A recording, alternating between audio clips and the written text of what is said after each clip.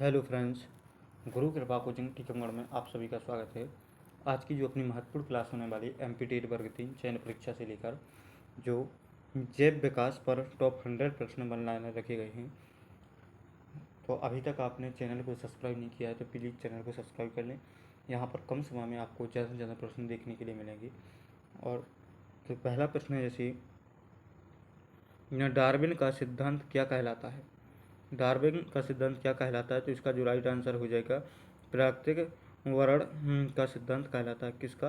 प्राकृतिक वर्ण का सिद्धांत कहलाता है। नेक्स्ट जो प्रश्न है जैसे, जैव विकास का अध्ययन क्या कहलाता है, तो जैव विकास का अध्ययन क्या कहलाता है? आनुवांशिकता और जैव विकास कहलाता है। नेक्स्ट जो प्रश्न है जैसे, डार्विन ने किस पुस्तक में अपने सिद्धांत को प्रस्तुत किया, तो इसका जो राइट आंसर हो जाएगा on the origin of species में प्रस्तुत किया। जैव विकास किस पराक्रम से होता है, तो जैव विकास क्रमिक परिवर्तन से होता है। विकास का साक्ष्य कौन से अंगों से मिलता है? विकास का साक्ष्य कौन से अंगों से मिलता है, तो अवशेषी अंगों से मिलता है। नेक्स्ट जो प्रश्न है जैसे अपना, हाथी का पूर्वज कौन था, तो इसका जो राइट आंसर हो जाएगा मस्तोडोन, इसका राइट आंसर हो जाएगा।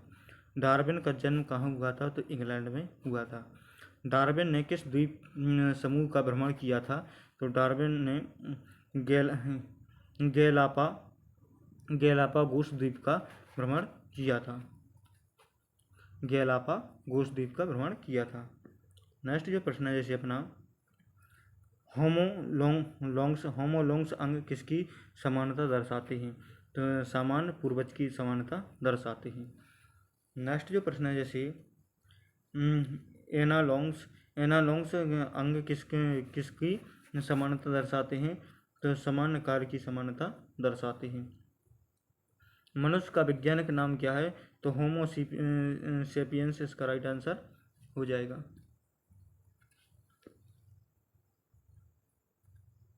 मनुष्य का निकटतम पूर्वज कौन है, तो होमो इरेक्टस, इसका राइट आंसर हो जाएगा। सर्वप्रथम जीवन किस युग में उत्पन्न हुआ, तो इसका जो राइट आंसर हो प्री कैम्बियन युग में उत्पन्न हुआ। नेक्स्ट जो प्रश्न है जैसे, विकासवादी सिद्धांत का जनक किसे माना जाता है, तो विकासवादी सिद्धांत का जनक चार्ल्स डार्विन को माना जाता है। नेक्स्ट जो प्रश्न है जैसे,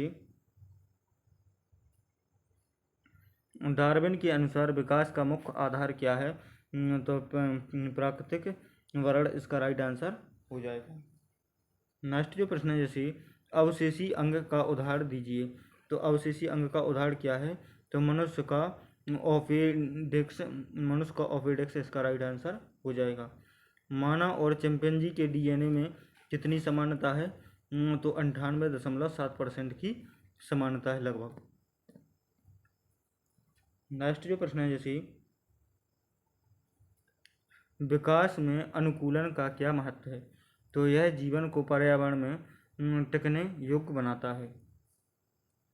लेमार्क का सिद्धांत क्या था, तो अर्जित गुणों का संचरण लेमार्क का सिद्धांत था। लेमार्कवाद का प्रमुख उदाहरण क्या है, तो जिराफ की लंबी गर्दन, इसका राइट आंसर हो जाएगा। नेक्स्ट जो प्रश्न है जैसे,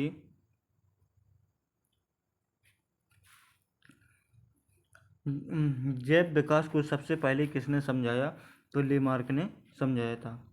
म्यूटेशन शब्द किसने दिया, तो म्यूटेशन शब्द ह्यूगो डी विरज ने दिया था। म्यूटेशन थ्योरी किसने दी थी, तो ह्यूगो डी विरज, इसका राइट आंसर हो जाएगा। नेक्स्ट जो प्रश्न है जैसे, जीवों के विकास में आनुवंशिकता की भूमिका क्या है, तो लक्षणों का पीढ़ियों में संचारण करना आनुवंशिकता की भूमिका होती है। फॉसिल क्या दर्शाते हैं, तो फॉसिल पूर्वज जीवों के अवशेष दर्शाते हैं। कोई भी प्रजाति क्यों विलुप्त हो सकती है? तो प्रतिकूल पर्यावरण परिस्थितियों के कारण विलुप्त हो सकती है। विकास की दर क्या कहलाती है? तो बहुत धीमी होती है। जीवन की उत्पत्ति को किस प्रयोग से सिद्ध किया गया है? तो मिलर उरे के प्रयोग से सिद्ध किया गया है। नेक्स्ट जो प्रश्न है, जैसे मिलर उरे प्रयोग में क्या दर्शाया गया है? तो जैविक अणुओं का निर्माण संभव है। पहली कोशिका कैसी थी? तो प्रोकैरियोटिक और अनिश्चित थी। नेक्स्ट जो प्रश्न है, जैसे पहली कोशिका कब बनी मानी जाती है? तो लगभग 3.5 अरब वर्ष पूर्व मानी जाती है। मनुष्य का विकास किससे हुआ है? तो आदिम बंदर से हुआ है। आदिमकालीन मनुष्य को क्या कहते हैं? तो होमो हेबिलिस कहते हैं। होमो हेबिलिस कहते हैं।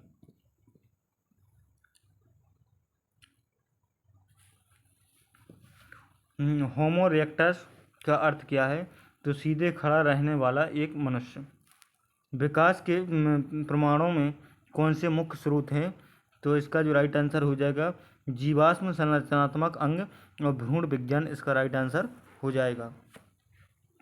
हड्डियों की समानता किसका प्रमाण है? तो सामान्य पूर्वज का प्रमाण, इसका राइट आंसर हो जाएगा। नेक्स्ट जो प्रश्न है, जैसे मानव विकास में सबसे पहले कौन आया? तो होमो हेबिलिस इसका राइट आंसर हो जाएगा।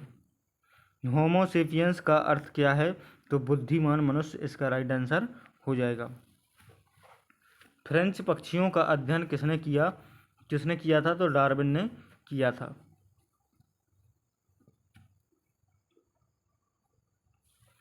कृत्रिम वर्ण किसे कहते हैं?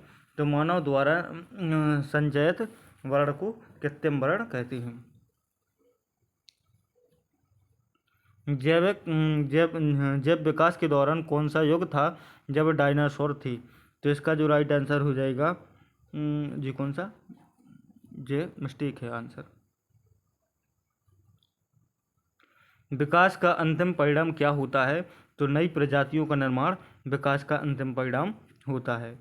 एम्बर में जीवाश्म कैसे संरक्षित होते हैं? तो राल में बंद होकर। जैविक घड़ी किसे कहते हैं? तो डीएनए अनुक्रमों की तुलना को जैविक घड़ी कहते हैं।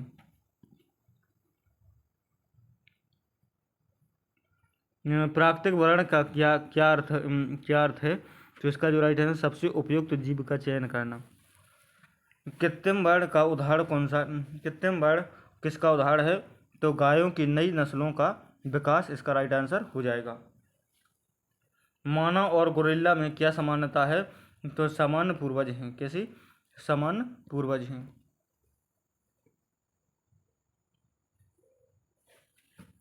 होमो सेपियंस निएंडरथैलेंसिस क्या थी?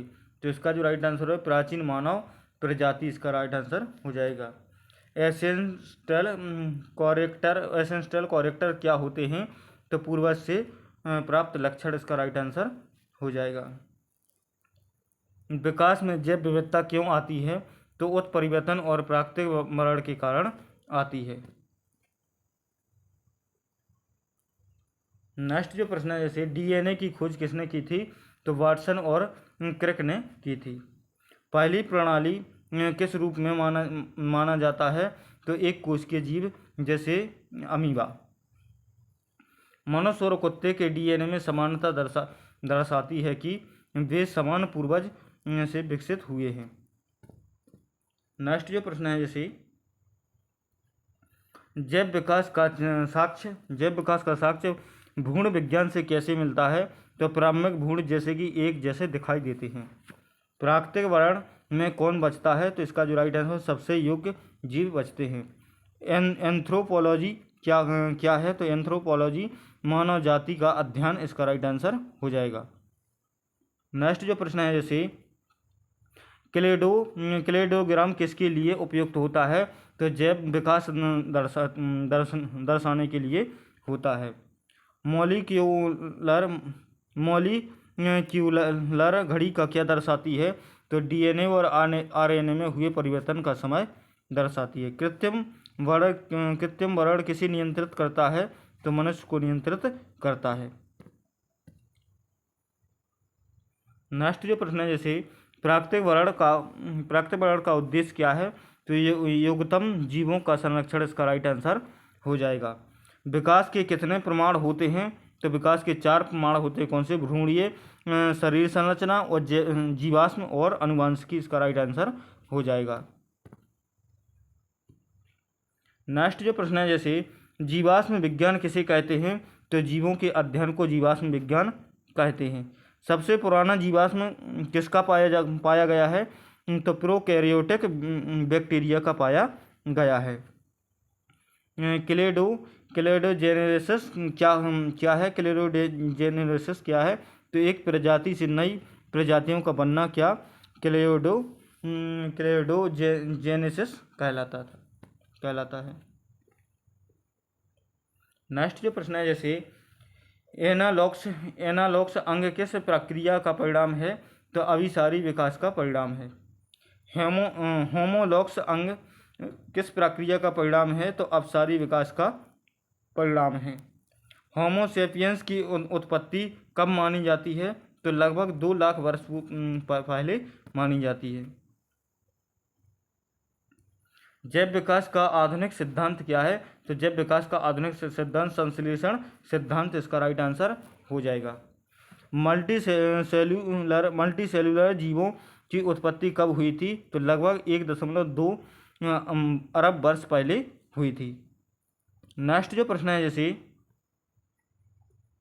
मनुष्य में सबसे पहले कौन सा उपकरण प्रयोग में आया? तो पत्थर के औजार सबसे पहले प्रयोग में आए। नेक्स्ट जो प्रश्न है, सबसे पहले स्थलीय पादप कौन थे? तो इसका जो राइट आंसर होगा लाइकोपोडियम जैसे बायोफाइटस इसका राइट आंसर हो जाएगा। नेक्स्ट जो प्रश्न है, जैसे सबसे पहले स्थानीय प्राणी कौन थे? तो आर्थ्रोपोडा कीट इसका राइट आंसर हो जाएगा। नेक्स्ट जो प्रश्न है, जैसे विकास में जैव विविधता क्यों जरूरी होती है? तो पर्यावरण अनुकूल के लिए जरूरी होती है। नेक्स्ट जो प्रश्न है, जैसे डार्विन को किस जीव ने सबसे पहले अधिक प्रभावित किया था? तो गोला पायोगस के फ्रेंच पक्षी ने सबसे पहले प्रभावित किया था। नेक्स्ट जो प्रश्न है, जैसे आदिकालीन वातावरण में कौन सी गैस अधिक थे? तो इसका जो राइट आंसर हो जाएगा मीथेन, अमोनिया, हाइड्रोजन और जलवाष्प इसका राइट आंसर हो जाएगा। नेक्स्ट जो प्रश्न है, जैसे विकास का अध्ययन किस वर्ग में किया जाता है? तो विकास का अध्ययन जीव विज्ञान में किया जाता है। होमो हैबिलिस का अर्थ क्या है? तो इसका जो राइट आंसर हो जाएगा उपकरण बनने वाला मनुष्य इसका राइट आंसर हो जाएगा। होमो इरेक्टस ने कौन सी खोज की थी? तो आग का प्रयोग किया था। किसका? आग का प्रयोग किया था। नेक्स्ट जो प्रश्न है, जैसे मानव मस्तिष्क का विकास किससे हुआ है? तो अधिक सोचने और औजार प्रयोग से हुआ है। नेक्स्ट जो प्रश्न है, जैसे निएंडरथल मानव कहाँ पाया गया था? तो इसका जो राइट आंसर हो जाए यूरोप और एशिया में पाया गया था। नेक्स्ट जो प्रश्न है, जैसे जैव विकास में उत्परिवर्तन का क्या योगदान है? तो इसका जो राइट आंसर हो जाएगा नए लक्षण उत्पन्न करना इसका राइट आंसर हो जाएगा। नेक्स्ट जो प्रश्न है, जैसे प्राकृतिक वर्ण में क्या होता है? तो प्राकृतिक वर्ण में सबसे अनुकूल जीव का चयन होता है। नेक्स्ट जो प्रश्न है, जैसे भ्रूण विज्ञान का सिद्धांत किसने दिया था? तो हैकल ने दिया था। किसने? हैकल इसका राइट आंसर हो जाएगा।